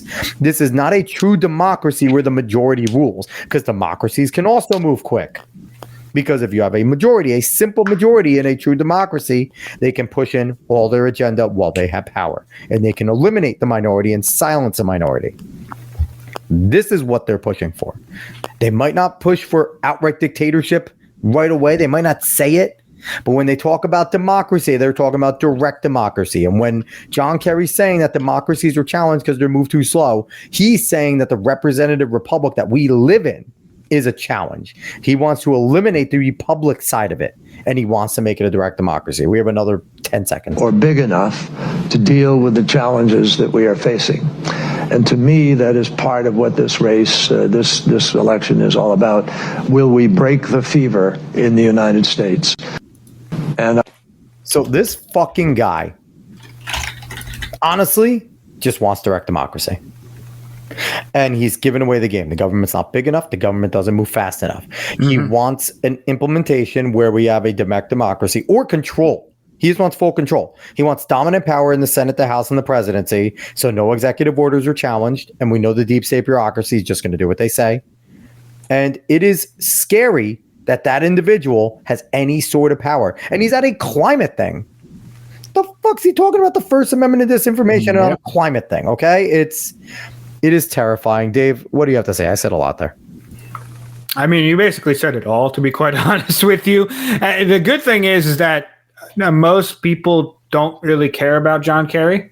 That's the good thing. He's an ass. And another good thing is that what he is saying has been losing steam time and time again recently.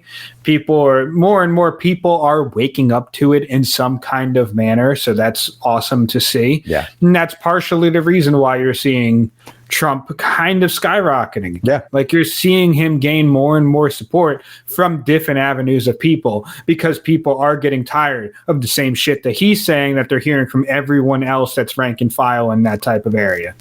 Yeah. No, it is it's true and that's why Trump's coalition is growing. And even though some of the people in the coalition terrify me, it is necessary. And the thing is too, like, this should be a runaway election with the coalition that he is getting together. There should not be enough people in this fringe minority, because that is what the leftists have become. They have become a fringe minority, and something is absolutely fucking wrong. absolutely wrong if they can gain any semblance of power anymore after what we've been through and after what we've seen, after everything they say. And after I understand there's some people, a small minority, a group of people that are just ignorant and will constantly vote because it's just blue no matter who. And listen, there's some assholes that go red forever too. Bad Republicans that suck, right? People voted for Dr. Oz. I was going to say, I might have voted for John Fetterman, to be quite honest, because Dr. Oz was a fucking abortion absolutionist. Fuck that guy. But I mean, it's crazy that people like him, and here's the thing, he has the right to say it. I will come out and say John Kerry has the right to say everything he says as an American.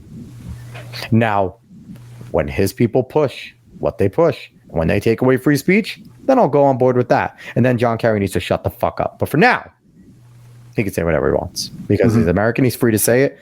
And listen, Glenn Beck says this all the time, and a lot of people say it. When your enemy, and I'm not saying John Kerry's an enemy in terms of like eliminating him, political enemy. When your enemy tells you what they believe and tells you what they want to do and go to do, don't give them the benefit of the doubt. Listen to them. John Kerry's saying what they want right there. And that is not only him, that is the Obamas, that is the Bidens, that is Kamala, that is everyone down the line, the Pelosi's, AOC's, Bernie, all of them. So please pay attention. Dave, do you have any more stories on your end? Yeah, I actually have one discussion we could have. Yeah. Because I already have what I want to say about it. Oh, okay. But the question is, what video game do you think deserves a remake? Now, this is saying that it would get a good remake. Okay.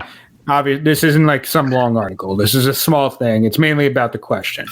What video game do you think deserves a remake? I'm not going to make you say yours immediately because I know I brought this up to you, but you probably didn't think about it very much. So I'm going to let you think about it. Yeah. I'm going to let you think about it for a bit. This guy, this chick, CH Casey, said she wants the old PS2 classic Rogue Galaxy to have a remaster. Pretty good. That's a pretty good choice. Pretty good choice. Now, for me, especially because I just played the sequel to it, which I would want the sequel as well to be remade, but American McGee's Alice. American McGee's Alice in Wonderland is a good ass game. I've only played so much of it. Unfortunately, I didn't finish it. Yeah. But I just played Madness Returns again because I have that for the 360, and I love the fucking game. Now, there's issues with it. Sometimes it can get a bit repetitive, but the environments are incredible. The platforming is fun, and the action is fun, and just the whole thing about American McGee's Alice is so awesome. Learning the Law even posted about it today. Today. Yesterday, I guess. And he said, the thing about hyper-realistic graphics, Conker's Bad Fur Day. Nate, this is your second time bringing up Conker's Bad Fur Day. We need to get someone to help you out there. Yes. Battlefield Vietnam, yes. But he said the thing about hyper-realistic games is that they'll eventually be replaced by new technology, and sometimes they can age badly. But the aesthetics of a game like Alice Madness Returns will stick with you forever, and I do want to play this. This was a good game. I want people to see how fucking nice the environments are in this game.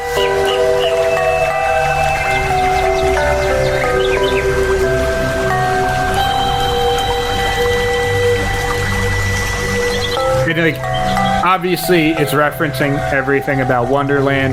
Yeah. And it has so many different elements to it that all the levels that you go through she wears a different dress for everyone. And I don't know, the game really sticks with you when you play it. Yeah. You remember so many things about this game, and I would love to see those be remade because I haven't had too many good platforming fighting like beat 'em ups to play. At least not a lot of great ones recently. Obviously, there's some indie ones that are probably really good. Like I've seen Hi-Fi Rush. Yeah, if I remember correctly. That got a lot of praise. I wasn't able to play it. I will play it at one point. But I love those types of games, and especially when it has a good style to it. You don't need some crazy good graphics. You just need to have fun with the game. So I have 3, and 2 of them are series, like a full series. Mm-hmm. 1, the NFL Hits Street NHL Blitz series. Okay. Bringing them back, remastering, new players, good graphics, keeping all the same fun gameplay. But imagine bringing it back with the current crop. Tyreek Hill and that. That would be fucking so much fun. Patty and things like that. Yep. Josh Allen will be a freaking giant quarterback that kills people. It would be fun. That would be fun. Lamar would be unstoppable. Oh, he'd be so in stupid NFL in that world, game. right? Yeah. Unstoppable. So that would be fun bringing that back. The second series, and it's kind of a partial series thing. I would want them to remaster the original Grand Theft Autos, but instead of top down, bringing them into the real world. Your Grand Theft Auto 1, your London 1969, and Grand Theft Auto 2, kind of bringing them to 3D. And even if you want to make 3 and polish it up and things like that, but even though 5 was kind of polished up, Grand Theft Auto 3, Liberty City was there. Everything you remembered about Liberty City was there and more.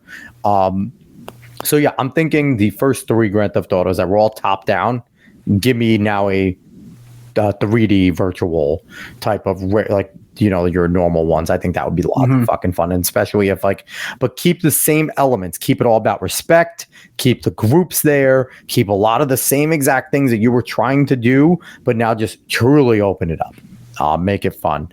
And the last is the original God of War. Give that a beautiful remaster, update those graphics, those fight scenes, those movements, with the new Unreal Engine.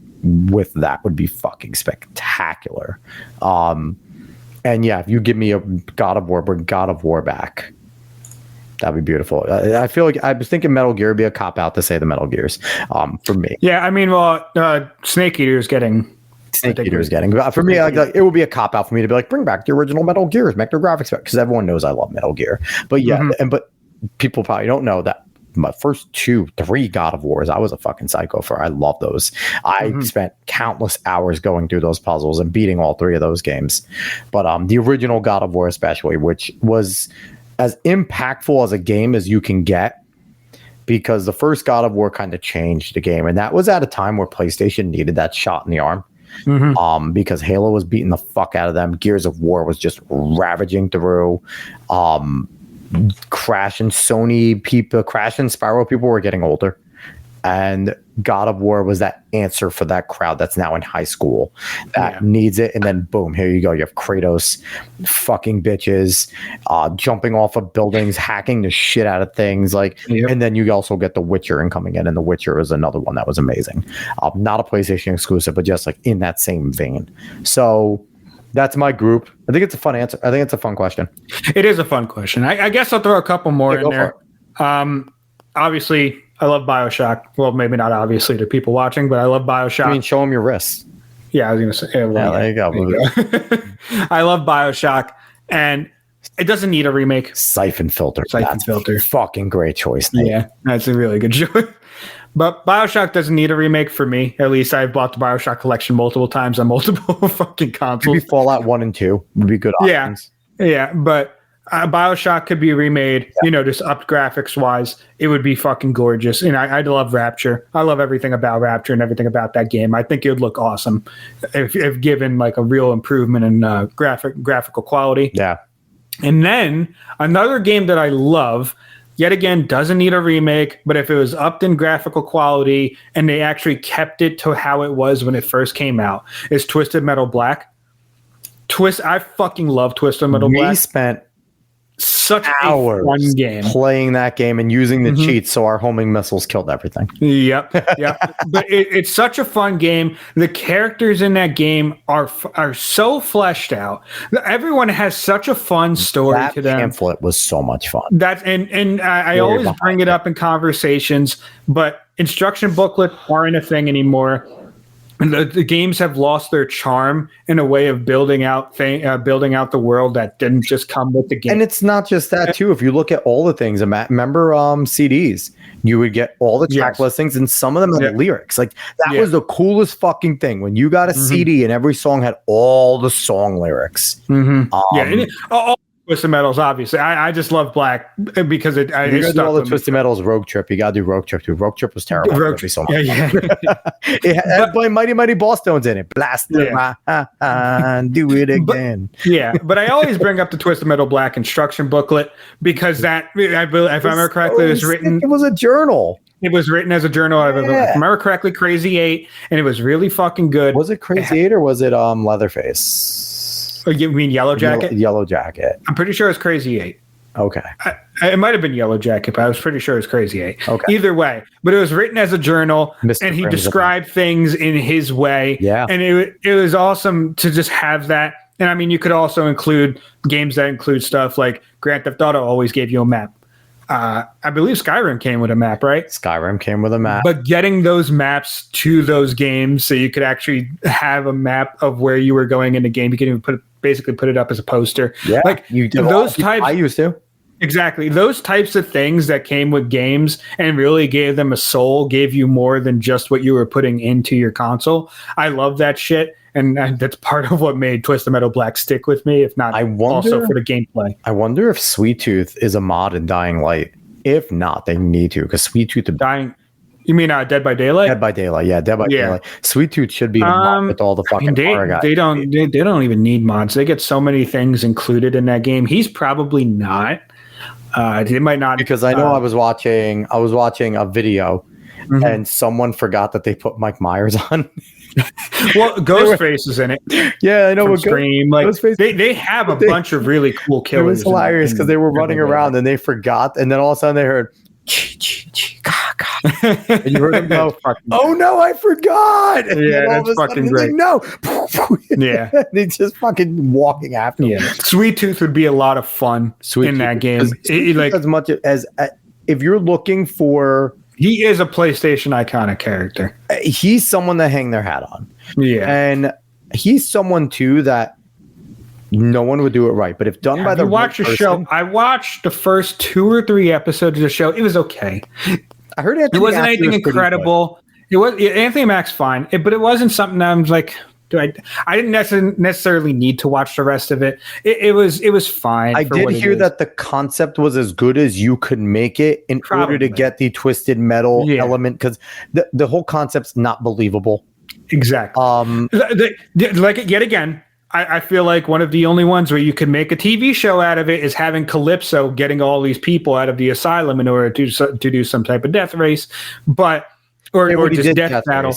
But it's difficult because how are you going to flesh out a character and then kill them, because all of them have a different story.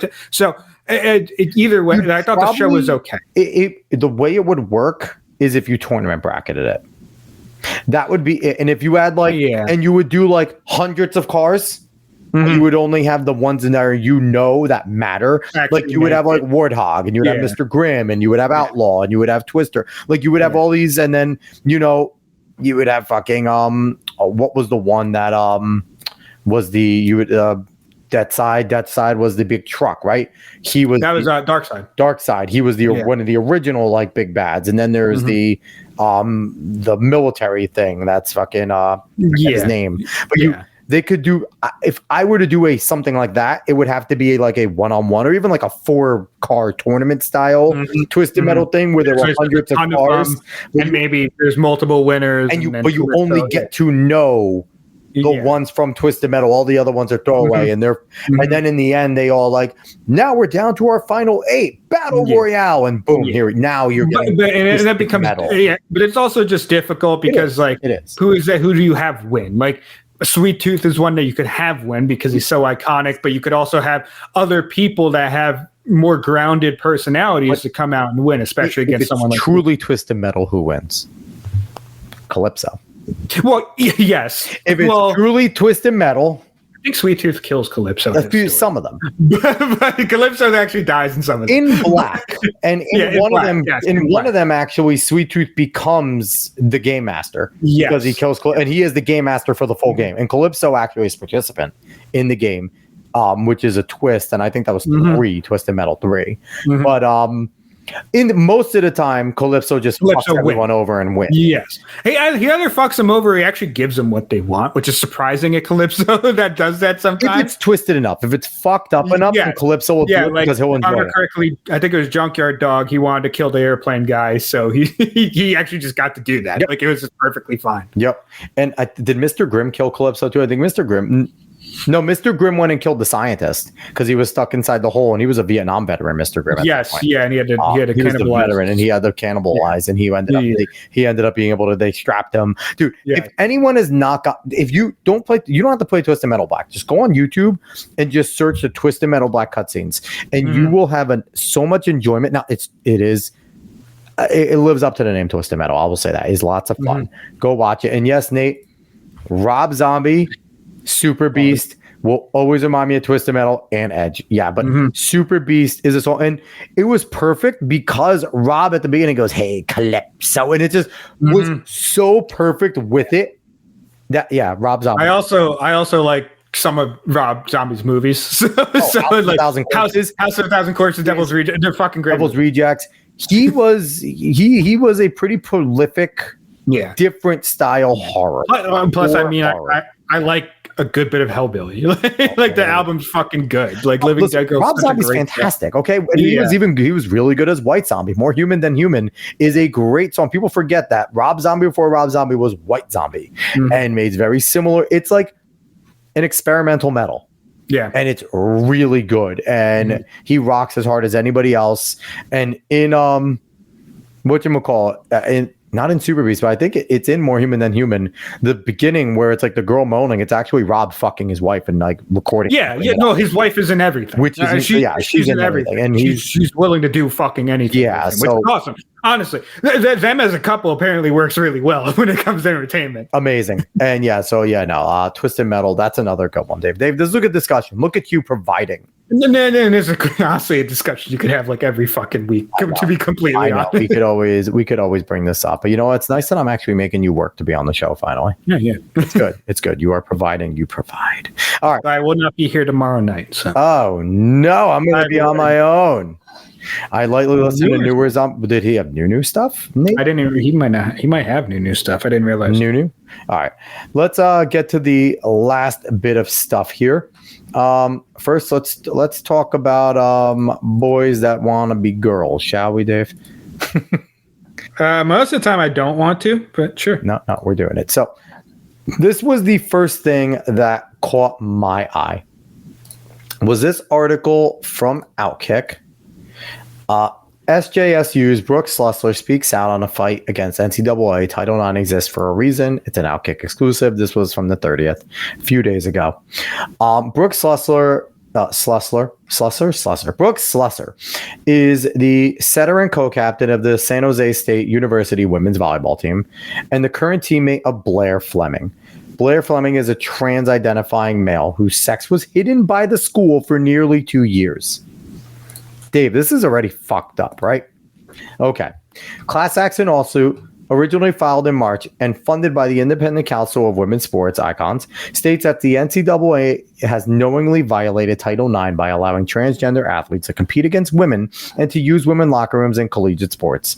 Schlussler joined in on Riley Gaines' lawsuit, which has a whole bunch of other women going against it. So here's her quote, one of them right here. It's crazy to say, but it was an easy decision for me to join because it's something I truly believe in. And it's been easy because all the support I'm getting, 99% of it is just love and encouragement. So for me, it shows that I made the right decision to join. This is something that so many people do care about. It's just that so many people are scared to talk about. And you know what, young lady?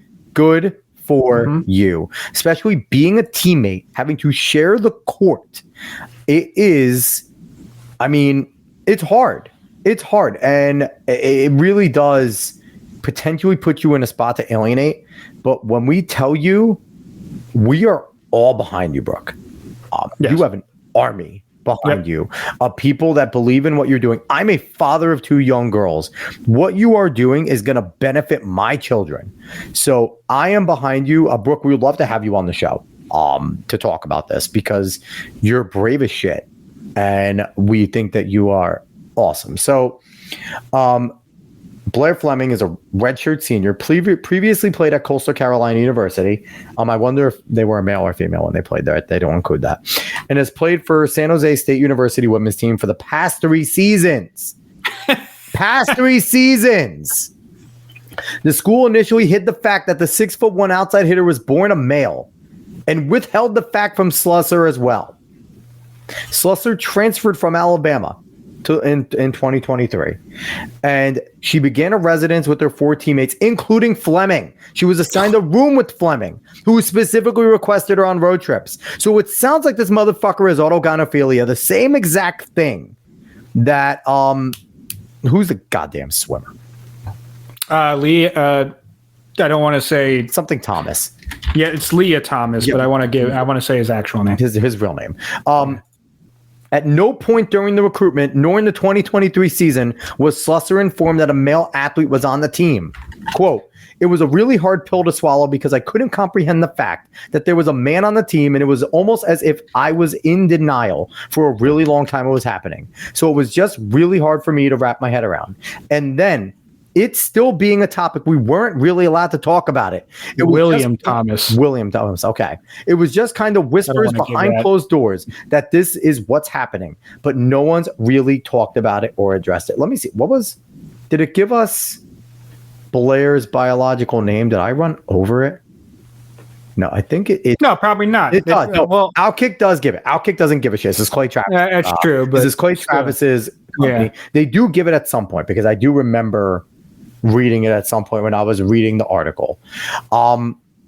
So once you became aware of the biological sex, the athletic department discouraged them from speaking about the issue publicly. Essentially, the school laid a guilt trip on the volleyball players, suggesting it was their responsibility to protect their male teammate from public scrutiny. Fuck all of these people. Fuck San Jose State University. Fuck every single person there. They all deserve terrible things to go on to them because you are putting women in danger. Nobody cares about women anymore. They talk women in sports is bullshit, okay? Because nobody gives a shit about any of these girls in their sports. They are willing to put them in harm's way with a male. And let me tell you, if you ever watch the difference between a women's volleyball game and a men's volleyball game, they are two different fucking games, basically, okay? Because the men jump higher, they hit harder, and they are just significantly stronger with their serves and hitting in general. To allow an individual, I don't give a shit if they're taking hormones. He still has the body structure, has the muscle mass, and has the bone set density of a male. You are asking girls to get hurt. So it's insane. So here's another quote from her. It was more so the school only supporting Blair. They didn't really seem to want to check in on us. Basically, you shouldn't be the person to identify Blair's gender identity. That's something that Blair needs to do, and it's not you. That's not your story to tell. Fuck all these people. But we all have a story too. This isn't just something that Blair's going through. This is something I'm going through too, and my teammates. I have so many emotions and questions, and I don't know how to voice them. I'm sorry, Brooke. You are now a bigot. Like, that's it. You're now a bigot. I should look into locking in some Spartan volleyball. I mean, yeah, why not? Fucking make your money while you can. Do it because here's the next thing. They're 10-0. I don't know what they've been since this article. They probably had another game since, but they're 10-0. And Fleming has the second most total kills in the team, 119, which is actually embarrassing that they don't have the most. And kill sets per rate at 3.72. So, and she even says, Slusser, she can't imagine being a 17-year-old girl so excited to play D1 volleyball. And then 2 weeks before you're supposed to get here, you find this out. And then you're locked in. You can transfer, but you're still locked in. So, oh my God, I didn't watch this video. Let's see what this looks like with her playing. Him, her, whatever the fuck you are, you weirdo. Jesus Christ. I'm sorry, I wasn't looking. Hold on, dude. Watch. So look at the hit on the outside. That's fair. What did you say the record was? 10-0. Why does it have a 9-0 here? This is what you want to expose women to. And here's the thing. Women aren't defenseless. Women could do their thing. But against other women on a fair... Here's the thing. If that individual was one of those rare situations where they show mostly male and they are female and this and that, you have an argument there, right? That boxer has an argument because apparently they are still a female.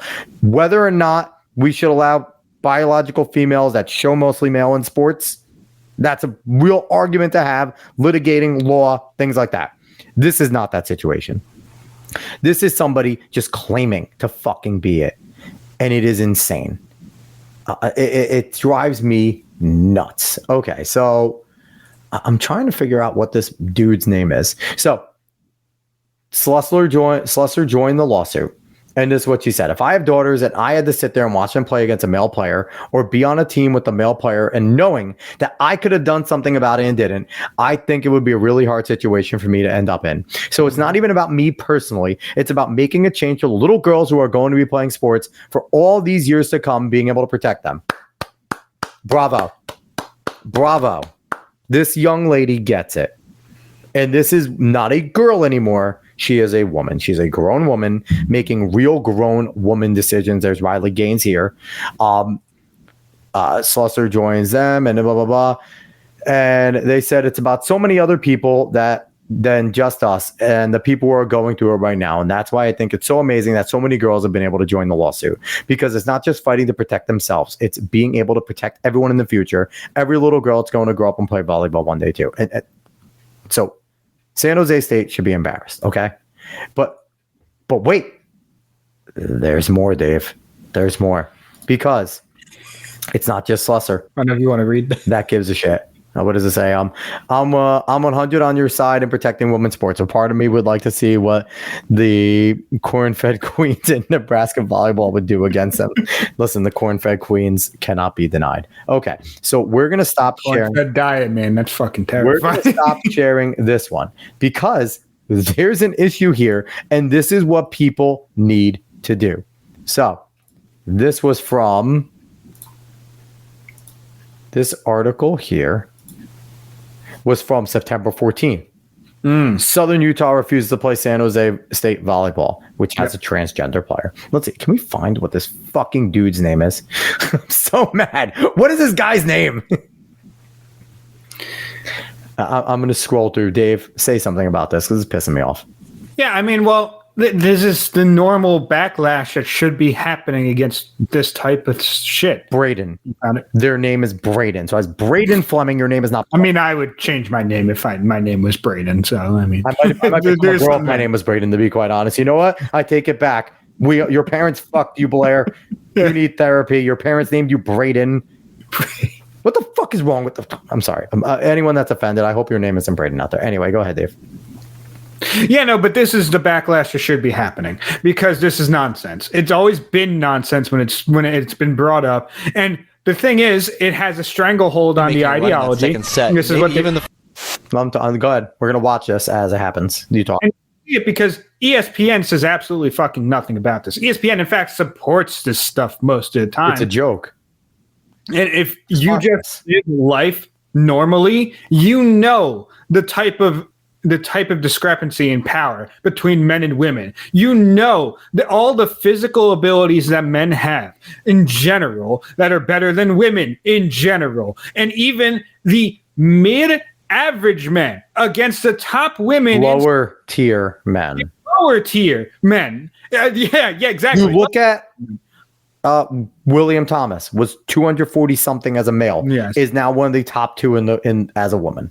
Yes. And the thing is, and every fucking transgender activist, the ones that hate everyone that's not queer in some sense, will make the argument that, yeah, but they're not winning everything. You know, they lost to this person. That's not the fucking issue. Nope. I know some people want to make it the issue and they want to frame it that way because it is unfair in the physical aspect. But the issue is not only that it's unfair, it's the fact that you're going to hurt someone. Yes. 100%. You're going to hurt someone, even if it's a fucking accident, because just falling on someone in some manner, whether you tripped and fell, but you're teammates with each other, will hurt them more than if a normal woman just fell on. If you ever just been in phys ed and you're playing with girls and maybe you're playing basketball or something and you run into them as opposed to running into another dude, you feel the difference. Yes. So there's no fucking argument of, well, they're losing too. No, it's a nonsense thing to try to frame it that way. You need to separate the sexes because there is genuine physical discrepancy between the two sexes, and you can't have them just trying to play with each other. It doesn't work that way. But wait, Dave, there's more. Because recently, there was Boise State that joined in on this. On September 27th, Boise State women's volleyball forfeits upcoming match against San Jose State U. Trans player Braden with a Y. Braden Fleming exclusive. Okay, here's the thing that I missed out because I missed over this and I read it with Slusser. She did make a point because she was saying, listen, don't put it on the athletes that are still playing because number one, this is her last opportunity to play volleyball. She's not going anywhere after this. She's done. She can't transfer again either. And for a lot of these young ladies that are there, this is their only opportunity to play volleyball. They can transfer. Some of them can't. Some of them have transferred. So they have no choice in a way, and they are kind of being forced to play the sport that they love. They continue to play. They're playing D1 ball. Yep. They should not have to be forced into this. So Nate over here, I didn't even read it, but let's put it on the screen because I don't care. 99.999% of those tranny activists know absolutely nothing about sports or even care about sports. I've seen quite a few of their debate panels on this. They make Destiny look based. Yeah, no, it's not surprising. And I wouldn't even actually be surprised if Destiny fucking debated some of them because as insane as Destiny is, because he is, he's still actually saner than a lot of other leftists that are further to the left of him. It's actually incredible to watch. Destiny is just hurt so bad. Yeah. Because he's cucked himself and he can never go back. The cuck king. The cuck. Him and Jack Murphy. Him and Jack Murphy. And you know what, Destiny? Rob Noor keeps kicking your fucking ass in debates. Keeps touching him. Can you just agree? Go talk to Keem, and just go be a lolcow. You already are without being on the show. I mean, he was on there to call out Boogie. Agreed. He was correct in doing. He was correct. But you also, dude, go host it because we are all already lolcowing. Like you are already a lolcow. We're already laughing at you. Okay, just go do it. Rob just keeps kicking your ass. You're a terrible debater. When it comes to Rob, he just fucking destroys you. And here's the thing too with Destiny. And this is a little aside. We're gonna get off of San Jose over here. A little aside, but Destiny is a moron because this is right after he gets a little bit of goodwill from the right because his interview with Jordan Peterson was not that bad. Did you watch when Jordan Peterson did a podcast with him? No, I didn't feel like watching it. I listened to it. It wasn't terrible. It made that, you still disagreed with Destiny, but it's kind of the way that he was when he used to go on Tim Pool's things and stuff like that, where reasonable enough, right? Has some foundation to why he's saying what he's saying. He has divulged so much. You're right. Destiny gets bulldozed anytime he debates anyone serious. Dude needs to stick to single A ball. That is Twitch debaters. And Nate, we've had Rob Noor on the show. We're gonna have Rob on again. Rob's awesome. Rob debates Destiny all the time. And Rob actually, I think it's Normal America is what he has. That's his YouTube. Go over there. I'm pretty sure it's Normal America. Go over there and go get Rob a subscription because he's fucking awesome and he does really cool debate panels where it's just open and they're having good spirited debate, left, right, center. Go support him. He's awesome. Dog Peterson dog walked and made him look. At times he did because Peterson's smarter than most people, but it was also more of Peterson's also fair. So he's going to give Destiny a chance to either bury himself or dig himself out. And I thought Destiny at times wasn't terrible in that one. All right, so let's go on to our last thing before we get out of here. We're almost up to 2 hours. We're going late after a show, but I don't care. I'm having fun. This is an important one. And this is one that's been covered by a ton of people. Nate, you found us through Rob. Awesome. That's sweet. Yes. Yeah. Nate, you're the man.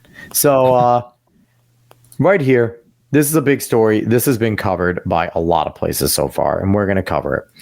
66,000 illegal immigrants at larger criminal records in the interior, including 13,000 convicted killers, 16,000 convicted of sexual assault, and 56,000 involved with dangerous drugs. Now, we're going to couch this because the way it's been reported by conservatives is that they are just roaming in and they came across right away. Mm-hmm. These numbers have been over decades. Okay, so fair. Fair is fair. Numbers have been over decades. This is not all on the Biden Kamala regime or the Obama or the Trump. This is decades. Mm-hmm. But there is a quote in here. If I can find it. It may be shocking to hear that the Biden-Harris administration is actively releasing tens of thousands of criminal aliens into our communities, but their own numbers conclusively prove this case, said Mark Green, committee chairman. So he's going to say it. There is an individual on here that talks about that it's been over decades, but there is Jessica Vaughn, a policy studies director at the Center for Immigration Studies, who has been tracking the data over years, said the latest numbers mark a substantial increase compared with the last decade. So while not all the numbers are on them, the substantial increase is on them. So it is putting up the fact that, and this is from Washington Times. So they are, they're writing the story, and it's crazy that anytime you're walking amongst anyone like that, like in that sphere, there's a chance that they're a convicted criminal. Now, they'll like to say this, and I heard this on Glenn Beck, that the argument is only 10% are convicted, or maybe only 1 to 2% are murderers or rapists. That's too much. That's already too much. They're already criminals by coming in. And these mean that the ICE sitting there knowingly are going, hey, you are a murderer. You have to report. Bye. Letting a murderer in. That's the thing is, look, those arguments can be 100% true. I have no reason to go against those arguments of, it's only 10%, 1%, 2%. They actually do less murder than natural-born citizens. All those arguments could well and good be true. Yep. That's perfectly fine with me for them to be true, because the issue isn't that it's smaller or that it's a small percentage. The issue is that these are people that shouldn't be in this country in the first place. These are actually added numbers onto natural-born citizens. These aren't some numbers that you pair against natural-born citizens. These are added numbers. Yes. These are numbers that shouldn't have been allowed in the first place. Agreed. So any other argument other than why are they here in the first place doesn't fucking matter to me, because everything is just addition. It's all just addition for what they're actually committing and what they're doing. And even for those that don't even commit a crime, it's all addition on what house they're buying, on where they're staying, on what kind of groceries they're getting. It's all addition on top of what natural-born citizens are doing. Yep. So all those arguments are fucking moot to me. I don't care what their percentages are. I don't care any of that stuff, because they just shouldn't be here in the first place. No, they shouldn't. And this is a quote from acting ICE director Patrick Leckleitner. Get a real name. Leckleitner. Liquor. I got to get that one too. That's a good one. That's going to be a clip of ours. You lit liquor. Okay. Sorry. Yes, I'm working on clips for this show. We're going to become a proper goofy ass podcast like everyone else. So there's a quote. ICE takes other factors into consideration as well, including when a non-citizen, fuck you, criminal alien, including when a criminal alien, sorry, I just ticked on, I had a nervous tick there, including when a non-citizen has a serious medical condition, who gives a fuck? Let them go die in their own fucking hospital in their own place, is a primary caregiver of minor children. That right there has not conservative media, has not Donald Trump, has not Sound of Freedom, has not Operation Underground Railroad been screaming that children are being used to get people that are criminals into the interior. And what were you being called? What was happening to Sound of Freedom when they were calling this out? They were wrong. You were a bigot. You're a racist. These are hardworking people. When right here, an ICE director that is trying to now couch this in a nice word is telling you flat out that a criminal coming in with a child claiming to be their primary caregiver is being allowed into the interior. That is part of the criteria. And the last criteria, or other humanitarian considerations. What the fuck is that? What the hell is even that? What the hell? What is other humanitarian considerations? What about our humanitarian considerations? That we like they said, okay, there are more domestic born people that commit crimes and murders. So don't fucking add them. We have enough.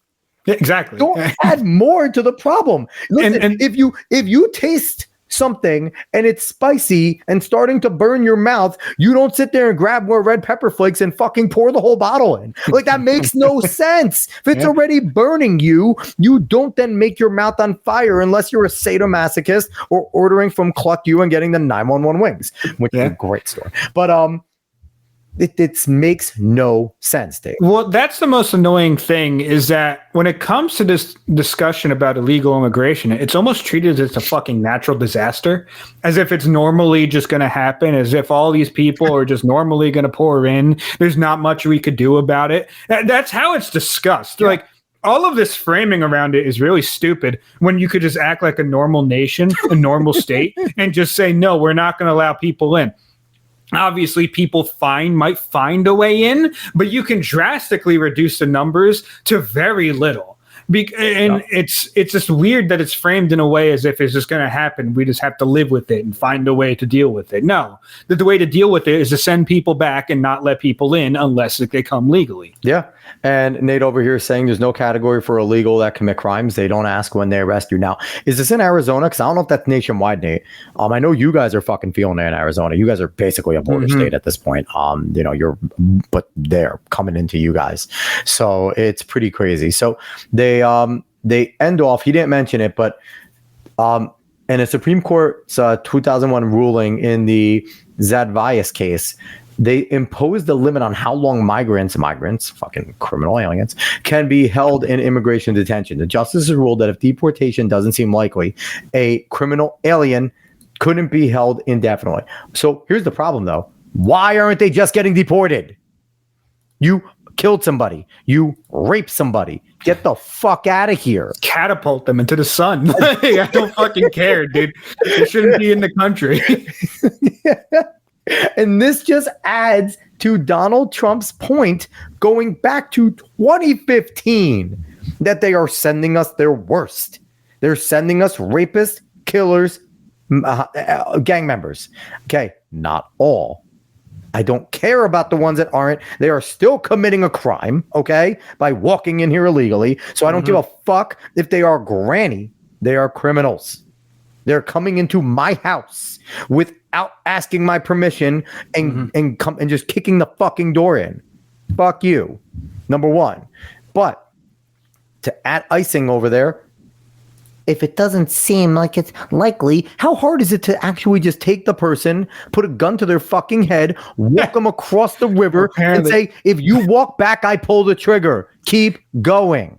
Countries such as China and Cuba are notoriously bad at cooperating, taking back their criminal migrants, meaning that ICE often has to release those criminals. Send them anywhere else! I just think of the scene, and it's fucked up to bring it up here, but when Edward Norton in American History X pulls his shirt and he has the swastika, and he's like, means not wanted. I feel like the ICE officials should pull out their badge as they're walking them across and goes, means not wanted. Get the fuck. Like, oh my, where's my Ari Gold one when I send need him fucking El Salvador. Bukele will take care of him, dude. Like, to do anything. They just shouldn't be back in the country. Ari Gold one. Get the fuck out. Damn it, for the next show. I need to have it ready. But yeah, Nate said it's nationwide. Don't even try to track that in the law enforcement side. That's not surprising. Not surprising. Also says Venezuela's cracking down on that hard on their gangs. That's why they're running here. Yeah, they know Damsel Calderon. 100%. Well, 110%. It's insane. And we can't go on like this. And the last thing, so this is huge too, because this separates everything. The government has penalties it can impose on the other nations to try and get better cooperation, such as withholding travel visas from government officials and their families, or even a broader segment of those countries' populations. Trump administration regularly uses this power, but there are no indications the Biden administration has employed it with any frequency. That's all you need to know, folks. That's all, folks. That's all. They don't care. They've wanted this because, as has been pointed out, it destabilizes, but it also adds to the census. And when it adds to the census, it adds more House seats. It gives you more delegates. It gives you bigger things like that. So they're looking at this as the long game. They don't need them to vote. They just need the blue areas to split. Yep. So if you get 2 blue areas instead of 1, you now add a new House member and you create a bigger majority or whatever it is. You give yourself a better chance. This is the long game. Democrats are great at the long game. We are retarded on our side. We are reactionaries, which is what we've been labeled as, and it is absolutely true. The leftists call us reactionaries. They are 100% right that the people on the right are reactionaries. But you want to know why we're reactionaries? Because we play by the rules. And when the rules are broken, we react to the rules being broken. And we don't want to break the rules. But then what we need to do is we need to create some fucking new ones and enforce them. So you also just the rules are the ones that are on the books. Just penalize them. No. We need to make stricter ones now. Here's the thing. Yeah, no, you can make 100% make stricter ones, but a lot of things are solved if you just enforce shit now. Like, here's the thing. What it should be is, oh, you're coming over here? Oh, do you have a criminal record? Oh, don't worry. You could tell me. Oh, you're a murderer? Wall. Get on the fucking wall right now. Oh, you don't want to go to wall? Turn around. Mm-hmm. Either I murder you against the wall or you go back to wherever the fuck you came from. 2 options. I don't even have to spend money deporting you. The only money I have is on my bullet and the grease. That's it. Get the fuck out of here. Like, this isn't hard. I'm an asylum seeker. My country might murder me. Well, so will I. Get the fuck out of here. Like, I don't care. And that's the issue too. All they have to say, they ask you, are you in fear if you go back to your nation for your life? Yes. You are officially an asylum seeker. It's insane. Yeah, I know. All right. We're going to all go to Venezuela soon because all the criminals will be here. So let's just go there. And you know what? Venezuela has a very similar makeup to America and all the shit that they have. They're oil rich. They have a lot of beautiful places. I will learn Spanish. Fucking A, man. All right. We're going to end off on that. That's a great white pill to end off on, Dave. Right? What do you think? What do you think? That's good to end off here? Yeah, good enough. Good enough. All right, everyone. We've gone for 2 hours, probably too fucking long, but we appreciate everyone that watched today. Nate, we always appreciate you for hanging out. Yes. Yes, you got the daily double. Nate, Wednesdays you probably will be getting the daily double as long as we're not dead after the show and just exhausted. But we're gonna try. Like I said, we're gonna try to be here. David hates me. He won't be here tomorrow, but he has a legitimate reason why he's allowed to not be here. But I'll probably be here just rambling. I might do a few topics. I might rant. I don't know. I might tell Dave to fuck off while he's not here and just make it fun. Mean. I am mean. But anyway, we appreciate everyone that watched over on YouTube, X, Facebook, wherever it is. Go do your thing over there. Subscribe, follow, like, share this, everything like that. Share it. Sharing, it's important, and spreading a word of mouth is the most important. Tell them we're here every night, basically, and when we're not here, we'll make up for it the next time. So we appreciate everyone. We'll be back again. The Alex Cuesta Show. Go follow us. Find us everywhere. Next week, we have a guest next week? Do we? Let me see. Hold on. Yes. I don't even know who we have. Do we really have one? Did I actually do a good job booking? John Trent. Oh shit, we do. That Park Place. Yep. Fuck yeah. All right, cool. So everyone, we shall see you all tomorrow. I will. David will not be with me, but who knows? Maybe I'll coax someone into coming in and doing a. Yeah, you could do that. Yeah, I could try that. All right, everyone. Thank you so much. We'll talk to you guys later. Bye, y'all.